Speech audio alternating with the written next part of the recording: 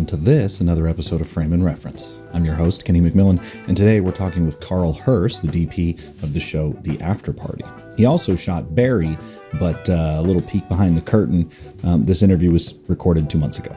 So there was an onslaught of interviews a couple months ago, and so it's, there's only 4 weeks in a month. So now we've gotten to Carl, but well worth your time. We talk about the importance of the home video era. I certainly talked a lot about that with DPs on this podcast, DVD special features and all that, and how they inspired all of us, especially being able to see, movies that weren't blockbusters necessarily, by going to a blockbuster. we talk about the LED revolution, so to speak, using visual effects effectively instead of to fix problems, but sort of like digital tools from beyond, all kinds of stuff. And obviously we talked about his work on The Afterparty, which every episode has like a different theme and visual style. So he got a lot of reps in on the show, a lot of different work that a lot of different muscles he was able to flex, so to speak. So excellent episode. I hope you'll enjoy it. Please enjoy. What a weird dismount. Here is my conversation with Carl Herse.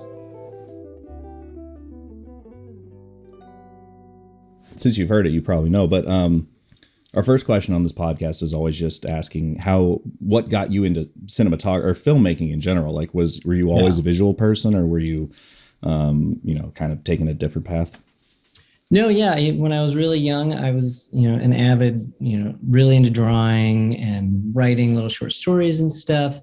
And growing up in the Midwest, we didn't have a whole lot to do other than go to video stores. And we spent a lot of time kind of wandering. I loved going and just wandering down all the different alleys and scaring myself in the horror section or running over to the kids section or whatever. And I think the two things, interests kind of converged. And I was never like a comic book person, but I started doing these little drawn stories that were essentially early storyboards.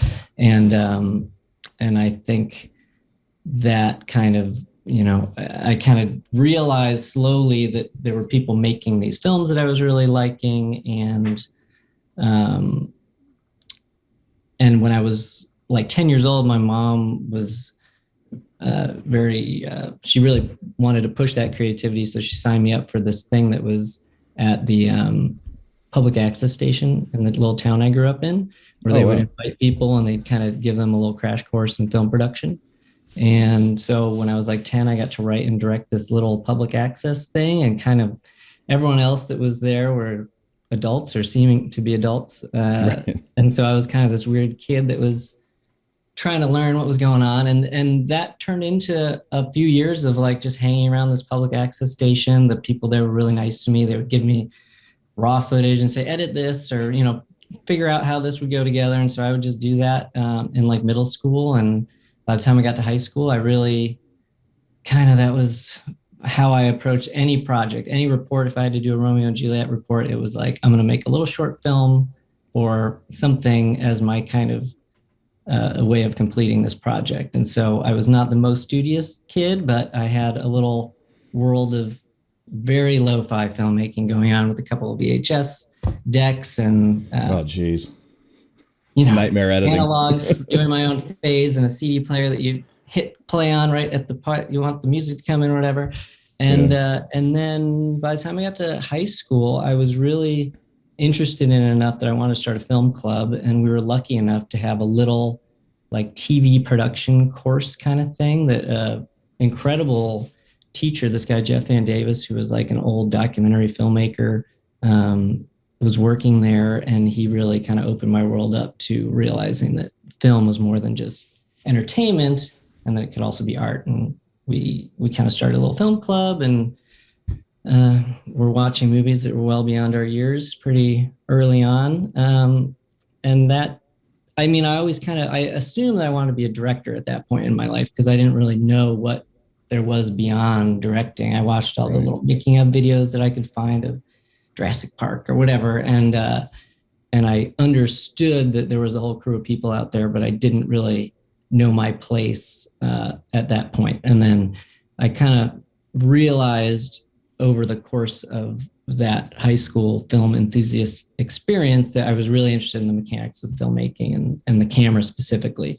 But when I first decided to study cinematography in college, I really didn't know anything about lighting or, the nitty gritty of what all is involved and how much of your life is spent chasing schedules and working long hours and things. But yeah, I learned pretty quickly that cinematography was what I was excited about. And so then I focused for years on lighting and worked as an electrician and just decided to try to commit to learning that side of things, which slowly kind of led to now.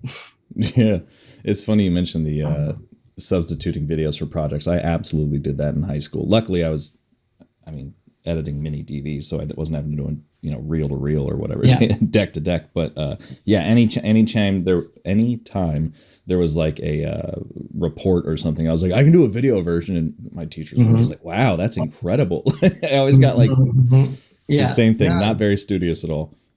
Yeah, but got lucky with some cool teachers to let me do my thing.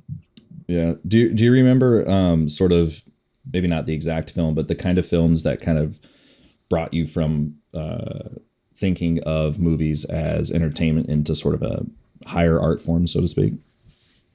I think it was stuff that kind of crosses between entertainment. Like I remember like the Coen, we're talking like early 90s, and it was really like the Coen brothers, the early P.T. Anderson stuff that was like, had, good cast, good stories. And that kind of then was like the first step towards like, oh, what is beyond that? And then you're looking at, Kubrick or Robert Altman movies or whatever. And, but I think it was that kind of that, it also, like everybody, it starts with, or at least everyone of my generation, it starts with some Spielberg and Lucas and that kind of stuff, James Cameron, and watching Die Hard movies and stuff like that. But then I think I was, growing up in this interesting time where independent films there were a lot of them. They had some decent budgets or some really amazing people working earlier in their career that brought really new, interesting ideas like Soderbergh and stuff to the table that made it feel like, oh my God, there's real people doing this. It's not just this otherness that's happening out in Hollywood. It's like, oh, there's people all over the country. And I remember when that documentary American Movie came out, there were people, I grew up in the Midwest, so seeing people that looked and talked like my uncles making films and stuff was so just like jaw dropping, like, oh my God, these are people in like Milwaukee doing this. And granted, it's arguable what the quality of that stuff is, but the film, that's the kind of stuff that made me think like, wow, this is a real career path. And I was lucky enough that my parents were very supportive of it, and they were like, all right, that's what you want to do, which I think is based on talking with others who I work with. That's not always how the conversation goes. Yeah. It's interesting. I often attribute any success I have to having a supportive mom and dad, in different capacities, but definitely like, there's definitely a difference between supportive and hands off. And maybe I landed in the middle where, they were like, yeah, if you want to do that, you figure that out. It's a lot less like, let's help. Yeah, for sure. It's definitely it's a weird path. I think no one really knows how to react to it. They're like, you want to, okay, interesting. Right. We've talked about it before on this podcast, but do you maybe have any sort of tangential insight into why that era of like 90s films was so, obviously it's formative for the people who grew up in it, but they seem to have endured longer than just nostalgia. There seems to be a specific craft or mastery of the art form within that, not just that chunk, but specifically there. Yeah, I don't know. I think there was a time where studios were making more movies, and there was a little bit more ability to get your movie made at a decent budget level, even if it was kind of fringe. But I also, to go back to the home video thing, I think I just grew up in a period where films that weren't necessarily going to be a knockout of the theaters could still do really well in the home video market. Right. And a lot of stuff was discovered in that market that led to those filmmakers being kind of appreciated and worth investing in. in a way that I think didn't quite exist. I think there's always an art house world, and there's obviously the Kurosawas and the Kubricks before even the 70s guys and everything. But Right. I feel like we just got this, or, again, I look through it with my own like nostalgia, but I think I wound up kind of growing up in a really interesting time for independent film. Yeah, no, the definitely I've heard people talk about that. I think it was Matt Damon on Hot Ones was mentioning how like deep one of the main reasons why we don't see indie film so much anymore is because of a lack of DVD purchases. People don't tend to buy Blu-rays and DVDs and stuff, which is wild because I'm definitely a hard media type. Like I'm a special features nerd. You know, that was definitely part of my film education. I mean, that was the best too. That was another thing that was so special about that period, especially when DVDs started coming out, is that they would package them with all the making of stuff. And as a, teenager at that point, it was just fascinating to be able to see all, how, behind the curtain a little bit. Yeah, they definitely made, that's actually an interesting point. You kind of touched on it earlier, but how do you think was sort of that era the sort of dawn of film being accessible? Because that's something I've heard a few folks talk about in regards to YouTube. Not YouTube, but like maybe content generation for that thing. I was talking to a cinematographer named Chris Ray. He primarily shoots skateboard videos, and he found that they got less attention when he shot them like on reds, really dramatic, shot over style helicopter cams. He's like, that stuff looks great, but the stuff that pops the most is what he just kind of shoots, simply skating with them. Right. And he mentioned that it was because it seemed accessible. Like people thought like, oh, I can do that. Yeah. I mean, that's definitely could be a part of it. I feel like even like you're looking at the way that mini DV was embraced by the film community, like, hey, this allows more people to tell stories, more people are going to be doing it, and therefore you've got these like wild filmmakers showing up that you would not have heard of otherwise because they, read Robert Rodriguez's book and decided, let's do it. And, that and The Art of the Cut, yeah. Or no, Cutting Edge. Remember that? Did they make you watch that documentary?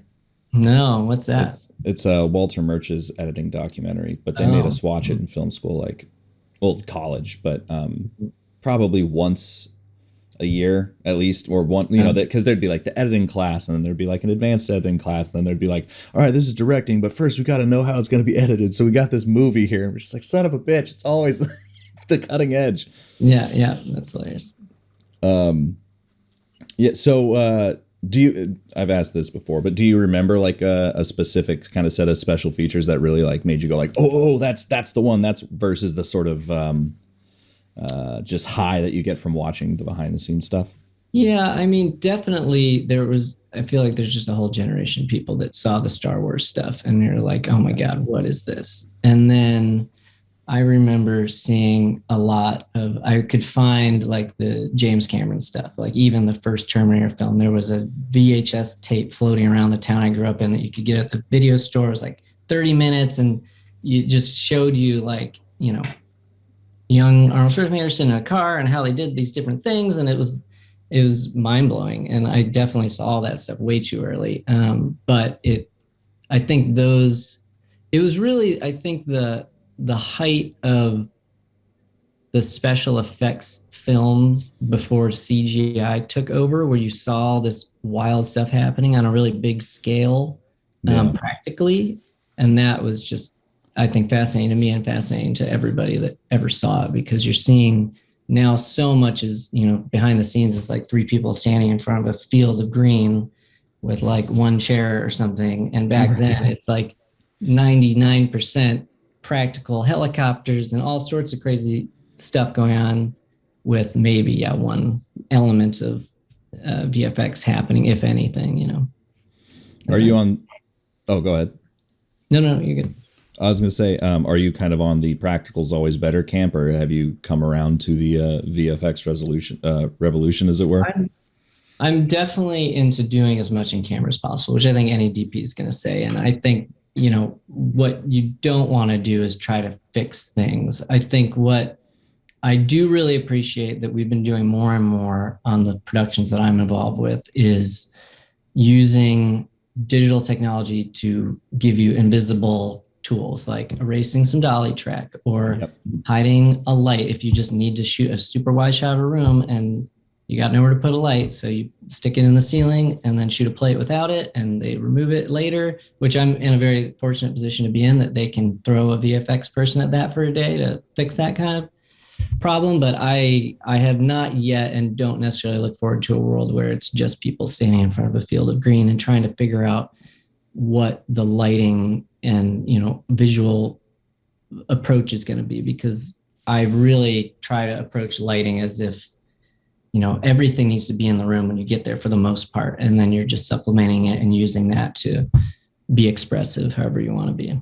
Yeah, that actually brings up two questions. One, how have LEDs changed the way you work? Because some people are kind of hesitant on them, sticking more with the traditional sources. Oh no, I mean they're incredible. It's really the things that, besides the flexibility you get with them, the speed with which you can work with them is just like, you can't, there's no comparison. I mean, the fact that we can have every light on set wireless, some of them on batteries, and they have full range of color options. You know, it's particularly like the show that's airing now, the Afterparty. We, you know, every episode is a different film genre, but we would block shoot all that stuff. So in one day we'd be switching between a John Wick movie and a romantic comedy and a thriller, and being able to build all of our lighting into our set and our environment and be able to very quickly switch between looks, so that as soon as the actors are changed over, now we're in this totally new world, new genre. The set looks different.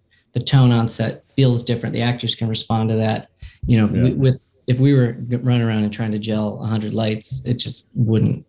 I don't think a film, you know, a show like this would be made, honestly, on a TV schedule. It just couldn't happen. Right. So the LEDs and the technology now, some of the lights we're using that are, you know, beyond the RGB, the 8-channel color, you know, ETC lights that are out now, the new Lecos, everything.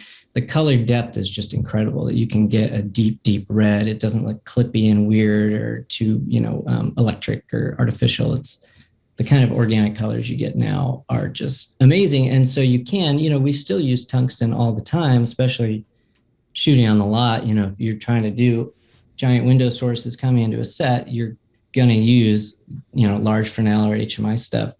And the fact that now all of our, you know, I say like within the set lighting, everything that's on the floor inside the room you're actually shooting can match color-wise to those tungsten units is just amazing. Yeah, I've pretty much every DP I've interviewed, in however many it's been, 56 at this point, has mentioned their love of the Titan tubes. The Titan tubes seem to be in everyone's kit. They're hard to argue with. They got great Wi-Fi. They're fast. It's a great, I feel like what you need to know how to control it, because they can kind of go everywhere. And we've all come up with our little rigs and little grids and things to keep everything tidy and flagging itself and everything. But yeah, it's amazing. And, you know, it just lets you get the light where you want the light to be. It's not like you always have to light from the far side of the room, because that's where you can't see. Now I can have two things jammed into a corner right where the practical lamp is that you might have seen in the wide shot. And now that can become my source without taking over the set and hanging bounces up everywhere and doing crazy Tetrising of Leco bounces and stuff and yada, yada. Yeah. All the gaffers must absolutely love the iPad apps for some of these things. Just being able to stand next to the camera and go, yeah, change that.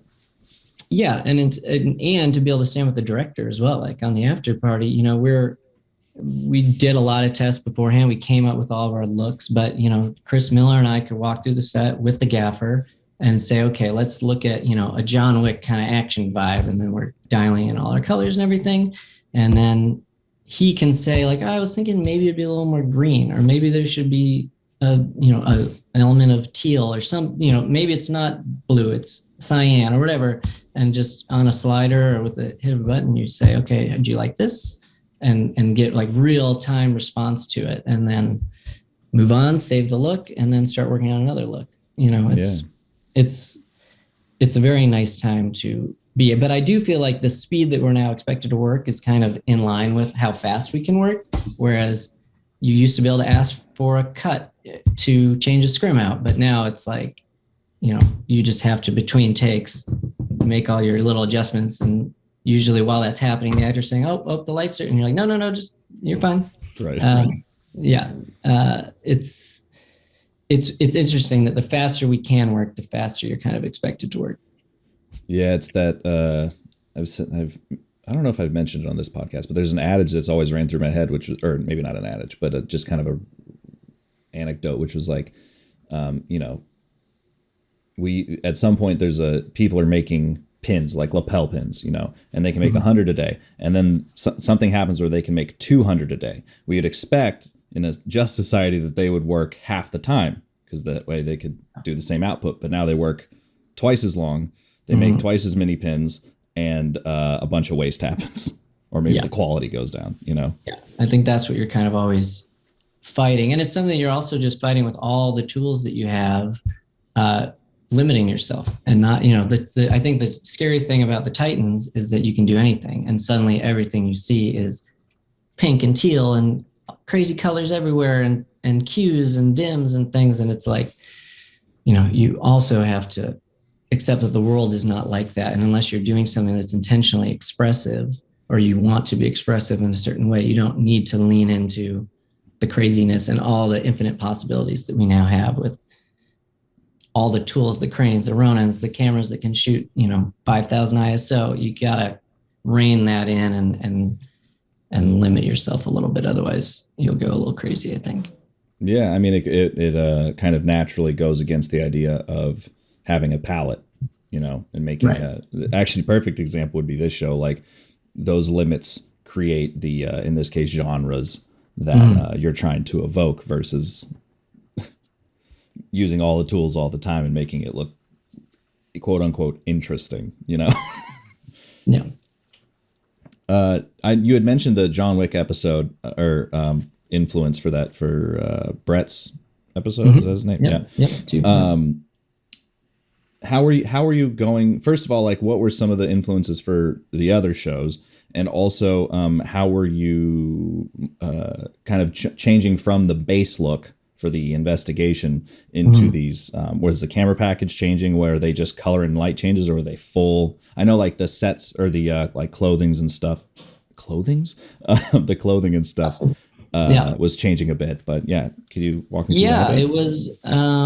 We carried basically, the two main things we had to figure out how to do was have all these unique film genres, but also have the whole season be an arc, where it's not just a million different things. Like, everything has to be kind of has to make sense. We have our, like, we call it the, like, parlor mystery look, which is our main present timeline, which is Detective Danner and all these suspects and the interviews and all those things. And that needed to have its own kind of look that was more clinical and straightforward and less expressive.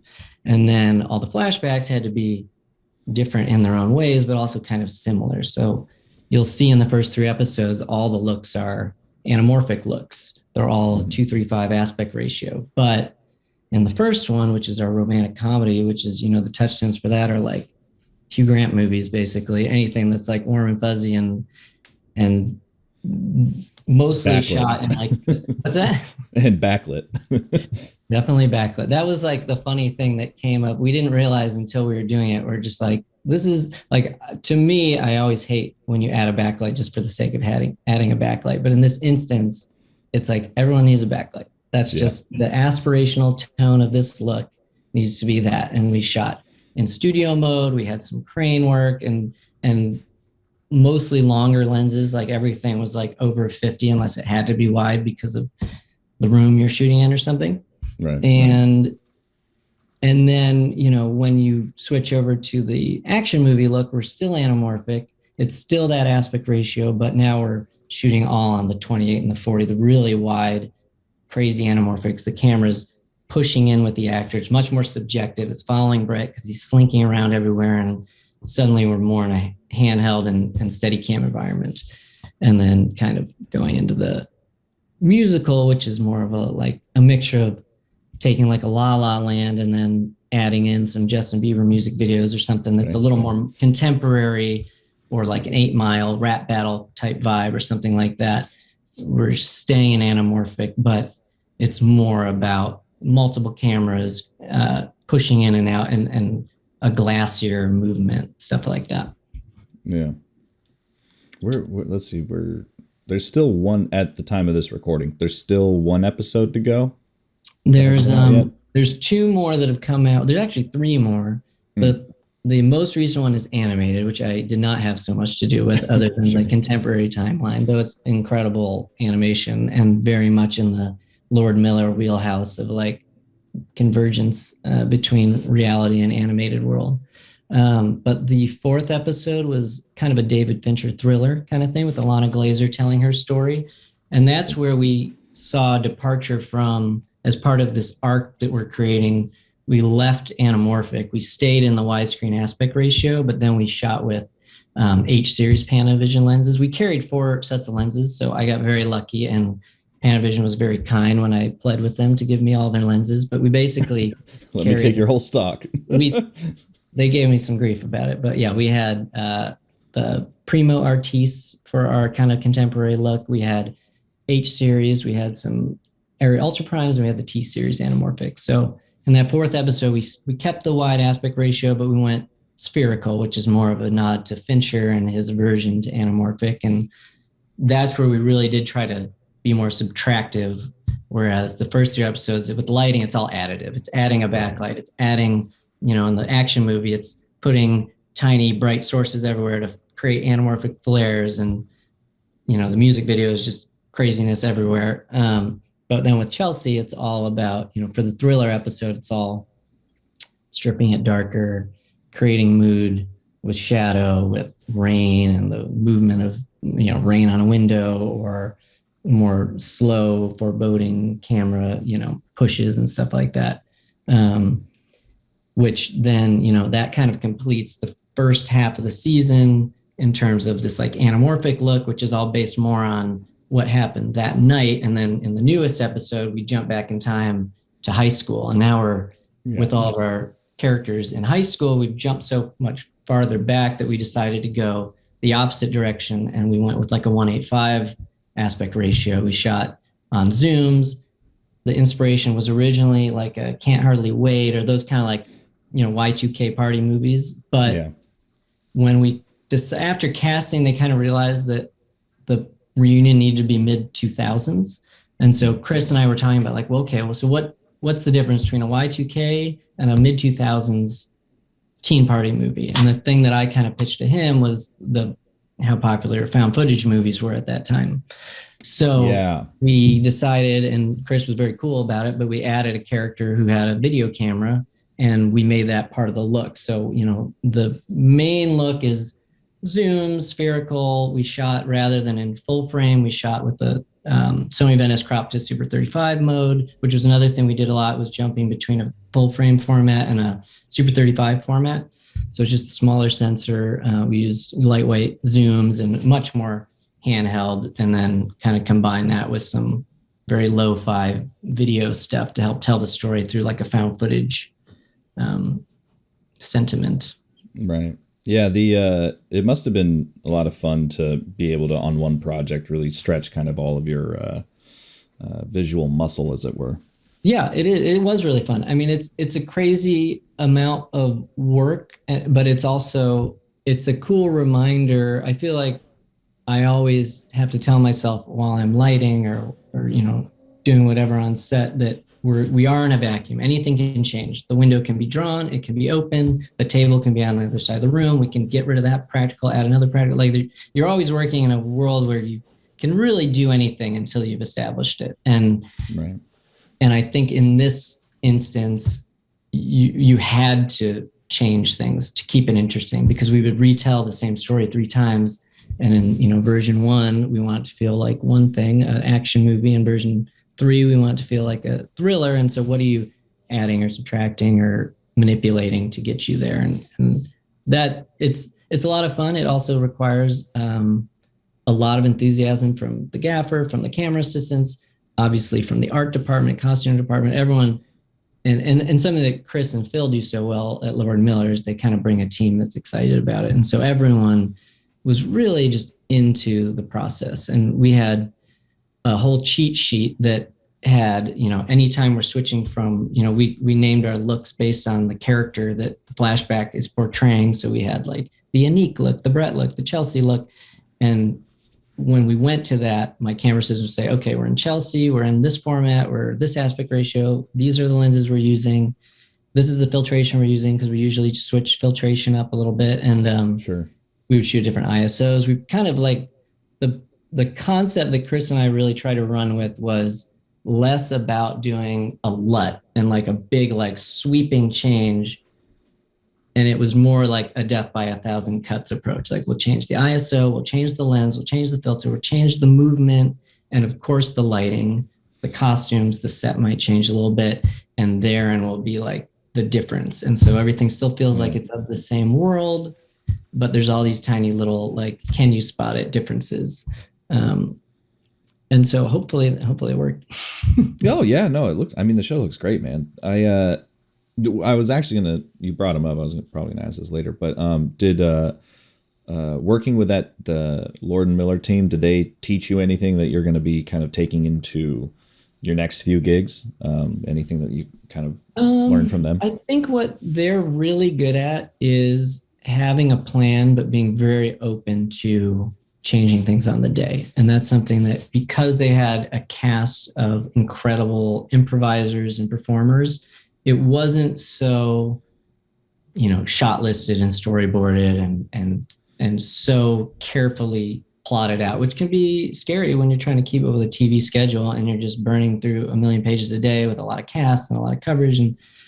And the way that they, the two major ways that they're helpful is that they're very willing to adjust and improvise as directors and filmmakers, but also that they are the showrunners, the writers, and Chris is the only director. So you're not trying to please someone else or provide all of the pieces of coverage that a studio might want if you were shooting as an episodic director, right? Alternating DP type kind of like classic TV formula. And that was very helpful because we could do things like rewrite a character in like in a major way in that high school episode where now we have this new person with a video camera. We thought of it 2 days ago. Now we're filming it, and you can just kind of, the best idea wins. That approach is like, it's really exciting and refreshing, especially in the TV space where it's less of an auteur's kind of environment for the most part. Yeah, it does. I actually never thought about that because we've always pretty much everyone I've interviewed on this podcast have all said how television seems to be the next. It used to be the past, now it's the future. All these amazing shows are coming out on the streaming platforms. But you bring up an excellent point that the things that made the sort of 70s and 90s great potentially could be attributed to more auteur style filmmaking. And I never really put that together. Yeah, and just having that single voice, which is very nice. Yeah, that's I'll have to think about that a little bit more. Because that could be the source of some good questions in the future. Was there a look that you sort of gravitated towards? Like, was there one that you were more excited about potentially? There's a yet unaired one that I'm very excited about, and I don't know when this airs, but it's going to be next week, and it'll be after next week, so you can leak it. All right, so there's another deep flashback where we kind of revisit the detective's backstory. And that was, we call it the gritty cop look. It's about her as like a young rookie cop in LA. And that we try to lean into some like Tony Scott type vibes without flying too close to the action movie world. And that to me was a lot of fun because it was much looser. The camera movement was very handheld, very, moving through space. It was not nearly as carefully plotted out. And after, we shot that later in the schedule just because of Tiffany's availability. And so after months of kind of a more controlled approach, it was very exciting to get into like grittier, more fluid space. But I think that the action space, the action scene was kind of the most fun because we're doing car chases, we're doing fights and all sorts of stuff that is just like outside of the normal, like people sitting around at a table talking to each other environment, of course, is going to be so much fun. And also, as someone that doesn't like to be too in your face with the lighting and the movement, I don't want people to notice it too much. It was fun to have an excuse to go big and be like, this is in the language of what we're trying to do. It's not self-aggrandizing. It's meant to be kind of crazy and expressive in a way that I think I don't normally approach something. Yeah. Actually, that brings up a sort of counter question, which is, what is your approach to kind of that standard, for instance, the interrogation, let's call them scenes, the interview scenes, the base look, like what kind of nuts and bolts are you doing to get those looks? It's really starts so much with talking with, reading and talking with the director, but also working with the production designer, because, the way that I want a space to be set up, it needs to be how the space presents it. And so what I mean is that, like, a term I use a lot of times in order to get the set decorator on my side is to say, like, I want the set to light itself. I don't want to come in with a bunch of tools and fill your space with my lights and move your furniture out of the way and see less of the space because I've got to get all the lights in. Like, I want to work with you to create a space that is basically lit by the space, with sconces, with practicals, with a window that's placed in the right orientation to the table the characters will be sitting in. And generally, I think that's how you should approach everything. And then from there, you figure out how to be expressive with it. So if you want it to be a more expressive scene, you have to work with them to set those things up for you. If you want to, if you want to make it a dramatic firelit scene, you need to make sure there's a fireplace in the room or whatever, you know what I mean? Right. And so I always try to approach it. And when I walk into a lighting setup, my gaffer and I, we probably to our own fault, we always have to figure out, like, all right, where is the light coming from? Like, it might be a cell phone. It might be sun skipping off the floorboards. It could be a car headlights out a window. It could be whatever, but you've got to find a way to rationalize it in your mind, at least in my mind, so that I'm not just saying, okay, key, fill, backlight, whatever, over and over again, formulaic. And compulsive filmmaking, as I've called it. Yeah. Yeah. Well, and it's hard with the speed that you're expected to work, the stress and the pressure of it all. It's very easy to fall back on what you know is going to work. You've done this, every time I've done a process trailer shot, we've lit it in some certain way because I know it'll work. There won't be shadows of lights projecting through the window onto the actors, whatever. But I think you also have to kind of push yourself and remind yourself that there are a million ways to do it. And the Afterparty is a good example of being forced to come up with 10 ways to do everything, because you're like, legitimately, I'll get fired if I don't present them with 8 different looks. You know what I mean? Yeah. It must have been almost kind of meditative to have to, like, what is every possible thing I can get out of this scene or whatever, how can I do this so many ways? Yeah. And it's great. I mean, I have an incredible team. The people I work with, I mean, the thing that I always talk about is, I always say that I have all the good phone numbers. I have a lot of people that great camera operators, steady cam operators, gaffers, and I've been lucky enough to work with some filmmakers that are open to pushing things and bring their own ideas. Usually, I mean, it's all based on what has been brought from the script and what the director wants to do, really, that inspires me. And then I might have a suggestion that inspires them. And it's, it's super fun. Yeah. I was just talking with Jeff Cronin cool. But that episode, that's going to tell everyone when this was recorded, but that's coming out much later. But yeah, he really hammered home how important that collaborative environment is to the health of a film or a show. Yeah. Well, and it's an amazing place to work because everyone legitimately wants to do their best job, because your resume is based on this thing succeeding and you pulling off what you're trying to do. So it's cool to be in an environment where everyone wants to do their best, from the focus puller to the mixer to whomever. It's like, it's such a cool space to work in that way. Yeah, like I was saying before we recorded, like I just worked on a short over the weekend, and it had been, obviously like about 2 years since I'd been on a set, and mostly doing editing and coloring over the pandemic. But I had forgotten how, I suppose gratifying is the right word, but sort of maybe addictive that rapid fire problem solving process becomes. Yeah, I mean, it's like a drug a little bit. It's a little weird during COVID to be down and not feel that kind of rush of like problem solving challenges and just flexing creativity a little bit. Yeah. Well, I know we kind of got to let you go a little earlier than normal, but I always like to end with the same two questions, although I'm modifying them as I go.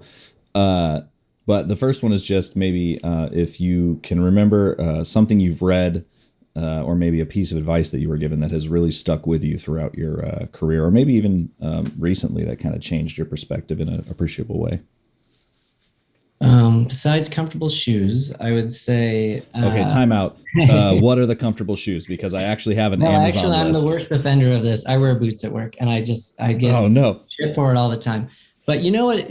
There was a moment I was working with a gaffer in Atlanta, and I had just gotten Barry, which is the show I just wrapped, and I'm very excited for everyone to see. It comes out in April, and I was definitely nervous about it because the show is a beloved show. I've not worked on it in the past. I wanted to come in. I wanted to keep it propped up to the level it's at, but also add to it and not be,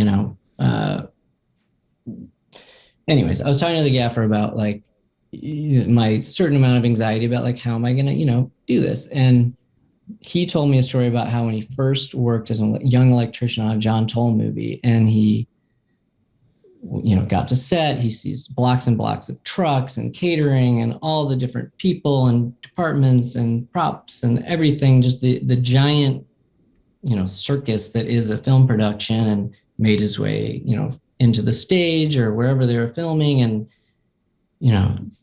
finally got to the set. And at the end of all of this craziness, it was just John Toll with a camera and a grip with a 2x2 bounce board and nothing else, like a table lamp. And I think the big advice that I took from that is not only that we're all humans that can actually do this stuff, but right. that even with all of the tools in the world, you should approach every scene in the simplest way that gives you what you're trying to express or what the director's seeking. And don't be so bothered by the enormity of the process, because it really doesn't matter. It's just what you're capturing in that moment that you're doing it. It's every single thing is just getting filtered through, the camera in that moment. So yeah, I really appreciate that. keeping it simple, but not simplistic. Yeah. Yeah. Second question is, well, it's hard. So I changed the second question. It used to be name a movie people should watch that isn't yours, but I kind of like where it changed, which is hard with a series. But if the Afterparty's in a double feature, what's the other movie? Oh man. Imagining that it's a and we're talking about a series, a past film. Any film. I mean, it. Yeah, it would, if it's just on the bill. It's on the New Bev sign out front. The Afterparty followed by or before. I guess in your head canon. I don't know. I mean, we really were looking to stuff like Clue when we were making the movie as our way of. But that seems a little pretty far separated in time for that to be the double billing. Not really. That's how I always think about it. I'm like looking at how a film was informed by film. Something I really try to latch onto or be a conduit for is the history of the art form. It's only, how old is filmmaking? 120 years old. Yeah. So it's a young medium. So relatively, but it does seem like we're starting to forget some of the old masters, or at least some of the where we came from. Not you and I specifically, but we as a whole. So if you want to go as far back as you want, that's fine for the quote unquote double feature. Great. Well, then I think Clue would be a good one, because that was something that I think Chris really, he wanted to create a new generation's version of that experience. And I think we've had a couple of them, but I think what those two are so good at is just creating a fun filmmaking experience. They're very creative. They have incredible artistic merit, but they also are willing to give the audience the best possible time, no matter what that means. And we have some stuff coming up that I think is extremely fun, but not necessarily what you would put on your cinematography reel in that way. But it's perfect for what the story is, and it's perfect for, riding this tone of kind of suspense and comedy, which is is kind of a hard place to be. Yeah. No, it's actually one thing that I had heard about Clue that I didn't know, but I should have. Is I thought it came out in the same way that you and I probably saw it, which is where you get all the endings. Mm-hmm. But apparently in theaters, each audience got a different ending. Oh, so really? Everyone left the theater or would talk to their friends about it later and be like, "Oh, that's not what happened for me." That's funny. That's interesting. I was just talking to my camera assistant because we are watching the show with our wives, and our wives all have their theories about who the killer is. And of course we have a pretty good idea. But we were talking about how interesting it would be if Chris could get so meta with it that it's a different person, and whatever we filmed on set could be recontextualized and re-edited. And even the filmmakers themselves would be surprised. That would be an impressive feat that I would not hold past those two. That would be cool, and that that would push the art form a little bit, which I think would be pretty interesting. Well, thanks again, man, for your time. Yeah, I really appreciate it. Having me. Yeah. I love the podcast. It's very fun. You've got some awesome guests. So thanks, man. I really appreciate that. And yeah, when Barry comes out, come back and we can chat about that. Would love to. Awesome. All right. Have a good afternoon, man. Appreciate it. You too.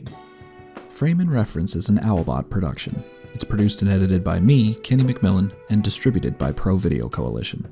Our theme song is written and performed by Mark Pelly, and the F&R Mattbox logo was designed by Nate Truax of Truax Branding Company.